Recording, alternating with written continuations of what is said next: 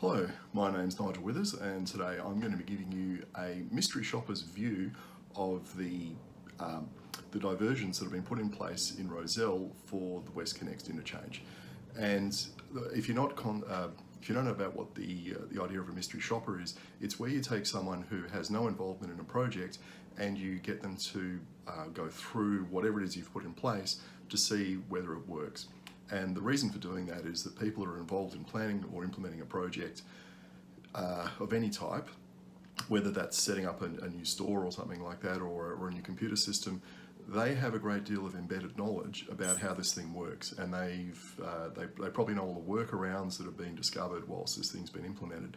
The idea of the mystery shopper is you bring in someone who has got no idea about how this thing is supposed to work, and you let them at it. And the idea is the mystery shopper is there to uncover all the flaws and all the things that you've overlooked in putting this thing together. Now, obviously, I don't think that that concept has been applied with this diversion, as we'll see, because there are just so many things wrong with it. Now, I want to start with a couple of concepts. One is that of signage, and all the signage I could see was all on these, tiny little A4 size core flutes, and that just why signs that small?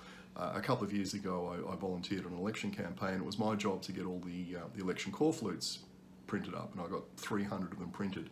And I think they were an average of $10 for those, those massive things you see at every election that used to be stuck up on power poles everywhere, attached to fences.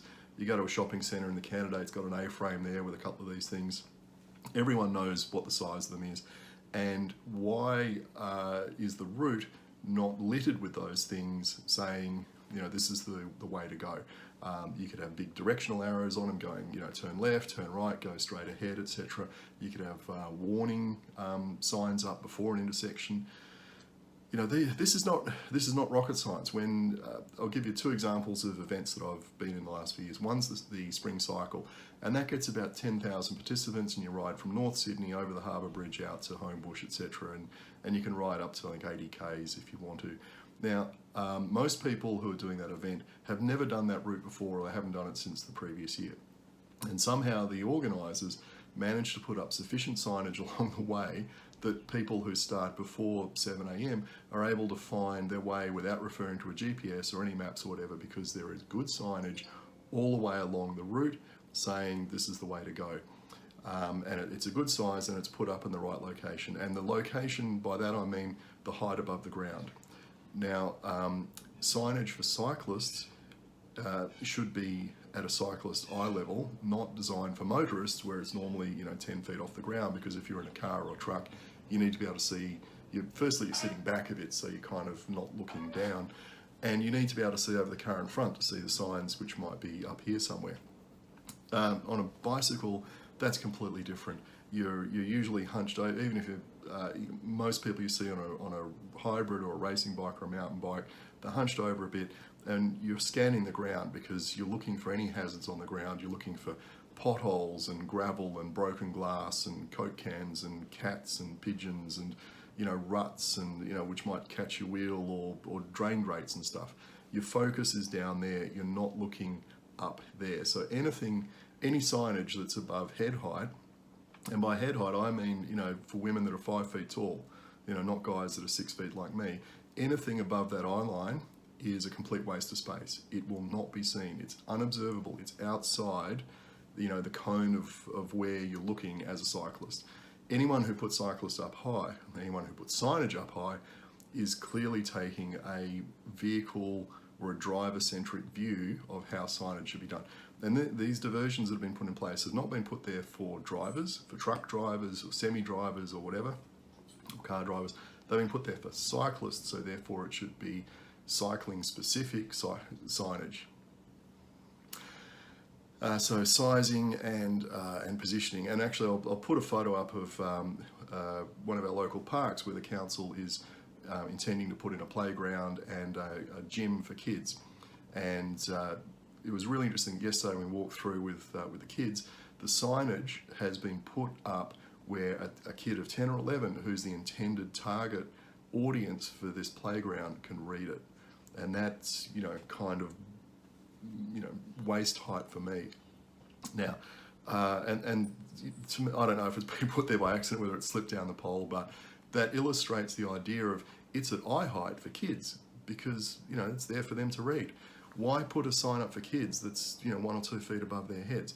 Same thing with cyclists. It should be down, where that you're actually looking. So the second thing is, in events like this, most signage or symbology is put on the ground. It's put on the road. Even if you're going to a mountain bike event, I do a 200k event every year, the organisers go along with cans of marking spray paint, and they spray arrows on the dirt, on the ground, on the gravel, on the leaves, etc. and that's what you follow, because when you're on single track or going over rocks, etc., you're not looking around at the sky and the birds and the top of the trees. You're looking at the ground, because if you're not looking at the ground, you can end up falling over on your side because you've hit a rock or a tree stump or whatever. And even all the printed signage, etc., might just be on little cards, like little triangular things, all positioned down on the ground, because that's where you're looking. And I'll put up some examples of bike symbology where it's just obvious it should be spray painted on the ground. Now, the problem with part of the route is there is symbols there, but they haven't been resprayed for 10, 20 years. They're almost completely worn away.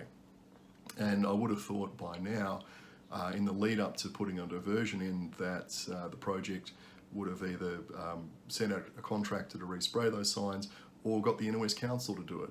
Even if you have to pay the Inner West Council to get a contractor in to do it because it's their roads. Why has this diversion opened with worn out symbology, which is really hard to follow? The other aspect of it is a temporal one, and that is the walkthrough I'm going to do was done around midday on a sunny day. What about the consideration of someone that might be doing it in the dark or in the rain? And the reason I bring that up is I'm often riding into the office garage at 7 o'clock in the morning, and I'm riding in the dark for a good percentage of my commute, because I'm leaving home at 5:45 or 6 a.m. So the signage needs to be clearly visible the entire way along the route, the diversion, for someone riding in pitch blackness. And you can compound that by riding in the rain, because then it's even harder to see what's going on. If signage is not visible under those conditions, it's a fail. If your signage is only visible on a bright day, when there's no traffic, etc., and there's no pressure on you looking around for this stuff, it's a fail. It has to meet the worst possible conditions that a cyclist might encounter.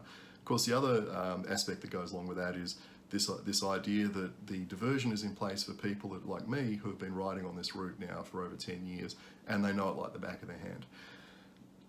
No, the signage needs to be of a standard where it could be used by someone who has no idea of Sydney.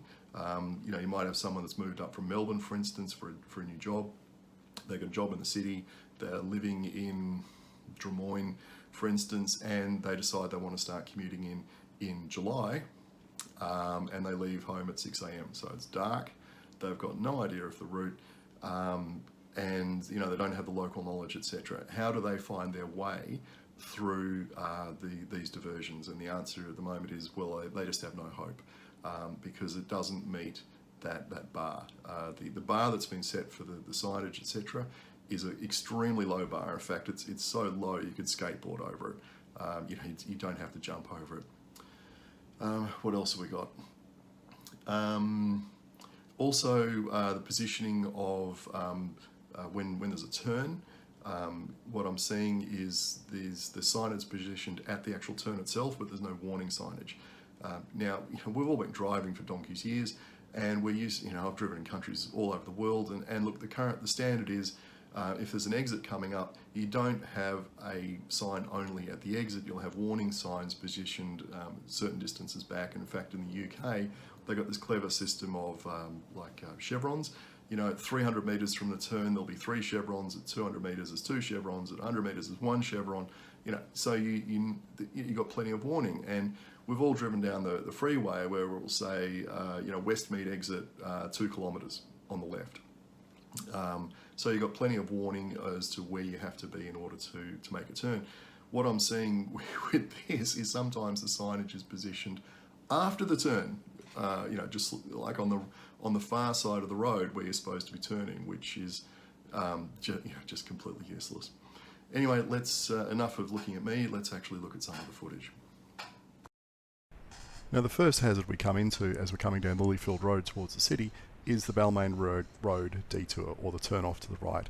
And the reason this is a hazard is this is a reasonable downhill run, and cyclists can come down here at up to 50 kilometres an hour, and it's quite common to have rat runners coming down here well above the speed limit of 50. I've seen people come down here at perhaps 70 kilometres an hour or faster. And what happens is when you get past the little sandwich shop or coffee shop or whatever it is on the left, the road is deliberately narrowed. So in the middle of the road, you've got a concrete island, and on the left-hand side of the road, you've got some flower beds that have been built out. And I guess this is to try and stop drivers from overtaking on the left as they come through here. The idea is that if there's cars turning right into Balmain Road, that the cars are supposed to pull up behind them and not try and squeeze around to the left like it's a 2-lane road. Now, this has actually happened on 2 occasions that I know of. One was to me, where a driver came hammering down the hill, tried to overtake a car on the left. As I was going past, they hit me, and I was hit on the side and thrown into the flower bed. Thankfully into the flower bed, because I had a nice soft landing, and all I ended up with was some grazes and some bruising and no serious injuries. Another bloke I ride with, though, on occasions, the same thing happened to him. He was thrown much further. He went right over the flower bed, and he landed on the concrete on the far side, and he cracked a vertebrae and did all sorts of other damage and got carted off in an ambulance. And he was off work for some time, and it was 6 months of rehabilitation, I think, to fix him up. So this is a very risky intersection for cyclists, and it's made even worse now by the detour to the right, because before, almost 100% of cyclists just went straight through here into the city. Now what you're asking cyclists to do is come down the hill, brake at this intersection, and then wait for traffic coming out of the city to pass so that you can turn right. Now you might be saying, well, what's the problem with that? Cars do that all the time. Yes, they do, but the problem there is in this scenario, you're going to have drivers who are going to be wanting to go straight ahead up to Gordon Street, and they're going to want to squeeze past on the left. Now, some will be sensible and they'll slow down, some might even come to a complete stop, but there's going to be idiots, and I can pretty much guarantee this, there'll be idiots who will not slow down and who will just go screaming past. And there's a heightened risk there of cyclists being hit from the rear, and hit from the rear at a speed where survivability is in question. So if you're looking at your risk matrix of severity of impact versus chance of impact or whatever it is, this is a nice red one up in the top right hand corner, and it's quite nasty. Now, how would I have mitigated this? Well, just on the other side of this intersection, there's a raised pedestrian crossing which forces drivers to slow down to about 25-30 kilometres an hour to get over it. I would simply duplicate that about where this photo was taken, or a bit further back, to slow drivers as they're coming into this restricted concrete island section, so they're not going to whack into cyclists from the rear. So that's that hazard should have been identified in the planning stage. If the community consultation had been carried out properly and experienced cyclists had been interviewed about this, or if the crash statistics had been looked at, this would have stood out like a red flag. But unfortunately, nothing. The planners seem to be blissfully unaware of this problem. But anyway, enough of that. Let's move on to some other stuff. Now, having just viewed that little bit of video there, you might be wondering, why did I keep on going up Lilyfield Road towards Gordon Street and then do a U-turn at the stop sign and come back and turn into Balmain Road? And the answer is, I went straight past this detour sign without seeing it.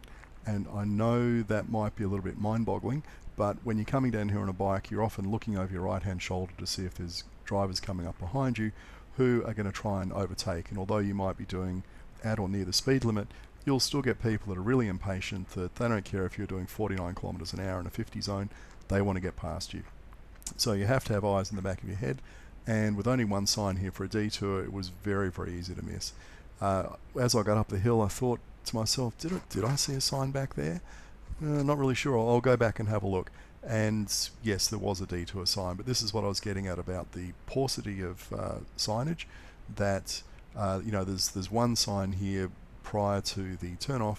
There's not what you'd normally expect to see, which would be a series of signs saying detour ahead, detour, and then turn here. And look, if I missed that on day 2 of the operation of, was this day 1, day 2, whatever it was, yeah, it just shows that the level of signage that's been put in here would be completely unacceptable if this was a detour for drivers. Now you might be asking yourself, what standard of signage and safety should be met in this detour? And there's a very simple answer.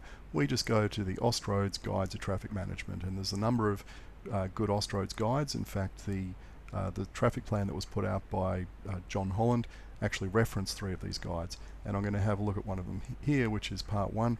And the first thing you might notice when we look at the version control section of it is John Holland used edition 2, which was published in November 2009, and we're now up to edition 3.1, which was published just over a year ago. And it actually says in here that edition 3.1 of the guide has been updated with safe system content, including blah blah blah.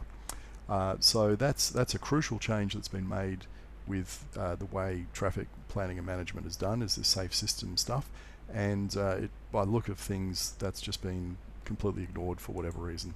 Anyway, if we move on a little bit into exactly what safe mobility needs, it's nicely defined here.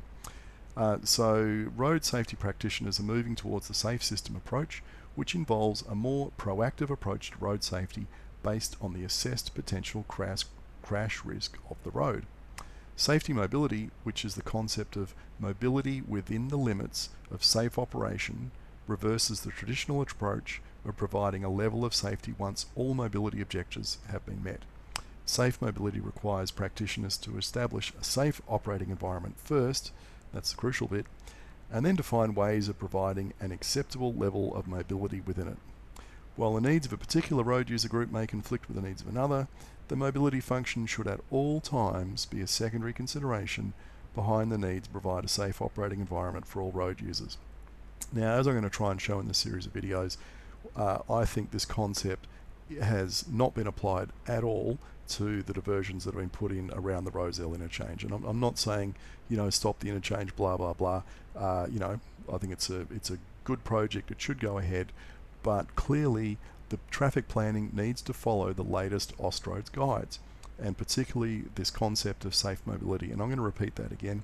So the first thing you do is you have to meet all your safety objectives before you go and look at your mobility objectives. And I think that is completely reversed here. That the emphasis has been put on getting mobility going, i.e., moving drivers through this the roadworks and lily field, etc., and establishing a safe operating environment has, it's come off second best.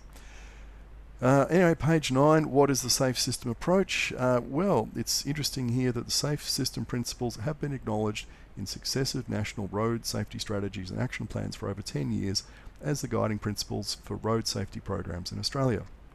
This commitment has continued in the National Road Safety Strategy 2011 to 2020. So I'd say any professional working in this field who is unaware of the safe system approach, I'm not going to say anything. Anyway, so the safe system takes human errors and frailty into account, acknowledging that crashes will continue to occur, but seeking to avoid death and serious injury as outcomes. Speed is a critical element in this approach. Speeds must be contained so that in the event of a crash, the impact forces remain below human injury tolerance. So what we just looked at there with the Balmain Road intersection, there's been no effort to reduce the speed limit at that intersection. So, there's a high risk of impact at 50 kilometres or more into a vulnerable cyclist. And if you know anything about death rates at different speeds, I think it's like a 80% chance of dying if hit at 50 kilometres an hour. It's very high. So that's why I'm suggesting the mitigation there is to put speed humps a bit further back to bring the speeds down to 20 or 30 kilometres an hour. The goal of the SAFE system is to provide safer travel and traffic movement for all road users by minimising the risk posed by the interacting elements of the road transport system, blah, blah, blah. So everything I'm suggesting here is taken, is done within the context of the Austroads guides and the latest guide, not one that's, over 10 years out of date. The next section, well, this is the last slide I'll do, but the strict application of safe system principles may conflict with mobility objectives. Yeah, I think we see all that at the time. That's common sense. Safe system treatments often involve reducing road capacity, removing on-street parking. That's a crucial one for Gordon Street, and it's been obviously very contentious. Reducing speeds or restricting access to side roads or private properties. All of these have the potential to be unpopular with the local community. Yes, that's obviously why the Gordon Street parking was not removed. And some road authorities who may prioritise mobility objectives ahead of road safety. So they've really called that out here, that clearly what's been done is mobility objectives have been prioritised above road safety, and the Austroad Guide clearly says that's not what you're supposed to do. This means that safe operation should be established as the first priority, and then mobility can be maximised within these boundaries, and so long as it does not compromise safe operation. This is in effect the reverse of traditional practice, which has been to provide a level of safety once all mobility objectives have been met. And I'd also say, by the look of the diversion that's been put in place and the mitigations that have been put in place, that the safety objectives that have been put in are all about safeguarding drivers and not vulnerable road users. If it is not possible to provide the desired level of mobility after safety objectives have been met, it will be necessary to question the primary function of the road and whether some modes may be better catered for on a parallel route. And I think this is particularly the case along Lilyfield Road, which is paralleled by the City West Link. The City West Link was designed to take the majority of the traffic going into the city. Why Lilyfield Road has been left open as a rat run during these works is a bit of a mystery. You'd think this very clearly calls out that Lilyfield Road maybe would have been better off being turned into a local access road only and not as a through route for rat runners to avoid the City West Link. And that's probably enough about this particular document. Before moving on, I just want to have a quick talk about the hierarchy of controls, and anyone who has anything to do with safety management should recognise this straight away. And at the top we have the most effective means of keeping people safe, and at the bottom we have the least effective. And what I'd like you to do as we go through the next couple of minutes of video is to think about what the mitigations that have been put in place. Are they at the top of the tree, the elimination or substitution, or are they down the bottom into, like the protect the worker with PPE, etc., or administrative controls? Or are they in the middle with engineering controls of isolating people from the hazard? And what I think you'll see is that everything falls down the bottom, that the methods of elimination, substitution, and engineering controls have just not been applied whatsoever, and that's just not a good thing. So here we are leaving the tram stop and crossing over the City West Link, and oh look, there's a sign there saying detour. Okay, that's good. Pretty narrow little bit of stuff here, not probably well lit. Be interesting to come down here after dark and see what this is like, but I'm hoping I'm going in the right direction. And whoa, what the hell? Yep, we just got dumped out into the street with no warning, and I had to really quickly look to make sure there wasn't a car coming from my right, which would wipe me out. And as you can see, there's absolutely no signage along here to say there's a detour. Yeah, there are marked bicycle symbols on the road, but nothing to say this is where we should be going. And why did I turn up this street? Frankly, I have absolutely no idea why I turned up that street. I think I was using the force. And I stopped here to take a photo of this abysmal symbol. This is what they should look like, and they really should be remarked. Anyway, we're climbing up this hill, and oh look, over on the right there's a sign, detour. That's nice. Chugging up this hill because it's pretty steep. Why did I turn here? Well, I actually stopped and took a photo of this pole, and have a look at this pole and tell me if you can see any bike signage on it. The photo will come up in a minute. Yes, there we are, turning into Young Street. Did you see the sign? How would you see that in the dark? How would you see that in the rain? Again, we can see poor symbols along here, and I get to this corner, I'm going, right, where am I supposed to go now? Because there's no core flutes or signage or road markings or anything saying detour this way. So I thought, well, why not just go across here, because there's bike symbols on the road. No, that was a fail. Not the way to go. If people are getting confused with this kind of thing, it just shows how incredibly poor the signage and route marking is. So anyway, we just continue to head up this road. We're heading up towards Johnson Street, and we're going to go past, what is it, Annandale Primary here, I think, and we get dumped into Johnson Street. And at this point I'm thinking, am I on the right route? Because there is absolutely nothing so far to tell me if I'm going the right way. And I get down here and I think, should I be over there? But no, there's cones there and roadworks, and I don't know. I have absolutely no idea if I'm in the right spot or not. I really don't. I am just, at this point, lost, dazed, confused, whatever. So anyway, let's go around the corner, and I see over on the left there's a path. I mean, should I be on the path? Should I be on the road?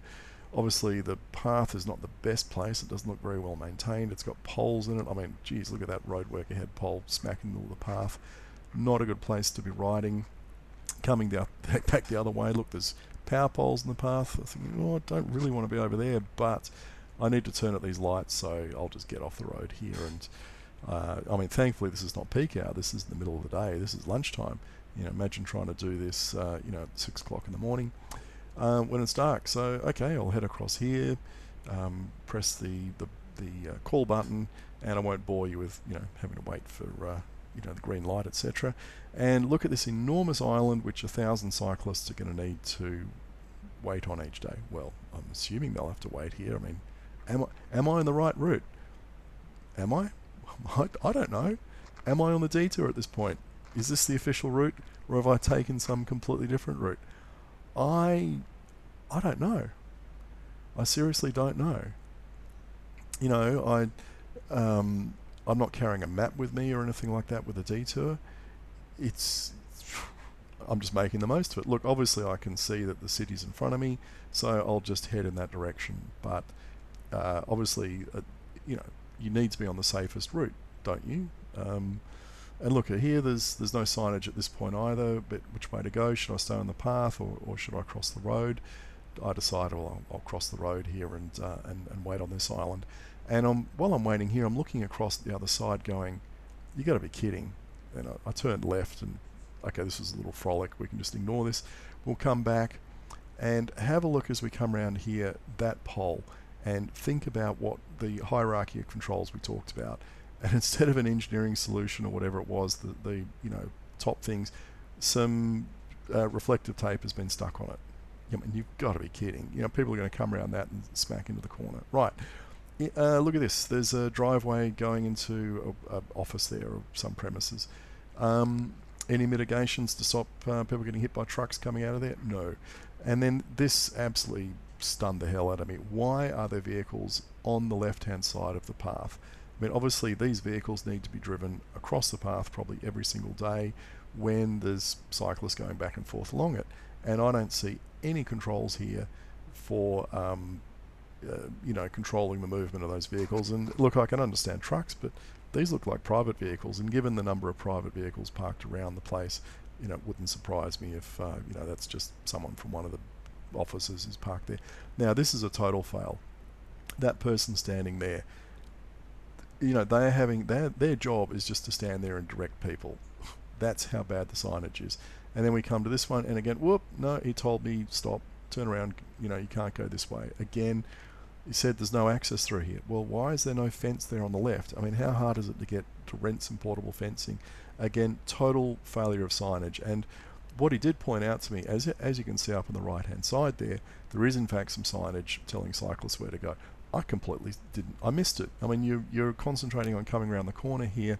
There's nothing marked on the ground. You'd expect to see the signage actually right in front of you on that concrete wall saying, this. Imagine a big core flute, 600 by 900, stuck on the wall there with this big arrow saying, cyclist detour the city, right. Turn here, and those all the way along the route. That's the kind of stuff that's missing. The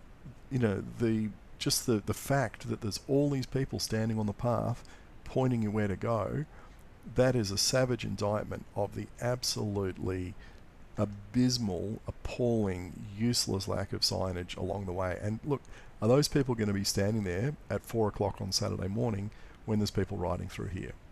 Are they going to be there 24/7? Are they going to be there in 3 months' time? or are they just there for a couple of days, while this thing gets started? You can't have that. It's got to be, the signage has to be of a high enough standard that there needs to be absolutely no one here providing directions at any time of the day, whether it's light or whether it's dark. So I just want to finish off with 3 things. The first is about this deadly pole, and it's already claimed its first victim. I rode through here on, I think it was the Monday, during the middle of the day, and the next day, in my Facebook feed popped up this photo of this bloke who had crashed on this corner. So that's really not a good start to the diversion. I could see just riding through how awful it was to come off the road and to turn right and wiggle your way around these poles. I mean, they're clear hazards. And obviously this bloke's come off second best and he's turned up at work bleeding a bit. The other thing is the type of bikes which are ridden these days by commuters. I know when I started riding nearly 15 years ago, almost every single person you saw was a male on a road bike, and I've got one of those in the shed. These days things have changed quite considerably. There's a lot more women riding. They're even riding with their kids. Some are riding with kids in little seats on the back. There's cargo bikes, there's e-bikes. The bike's more upright, they're heavier, and they're longer because some people actually use them for shopping. They've got I've got panniers on mine, but some people have big cargo buckets on the front. Some of them are 3 wheels. And the problem with this route is it's really been designed, from what I can see, for blokes riding mountain bikes. It certainly has not been designed with any other type of cyclist in mind. Particularly women on e-bikes who might be riding in casual clothes with 1-year-old in the back. And you see this. You see people riding into the city, parents riding into the city. Daycare is at their office, and so they ride over the Anzac Bridge with their kids on the back. I know that might be astonishing to some people, but it's what happens. And is what you've seen on this route, is this sufficiently safe for that kind of cyclist? And I think the answer is an enormous no, it's not.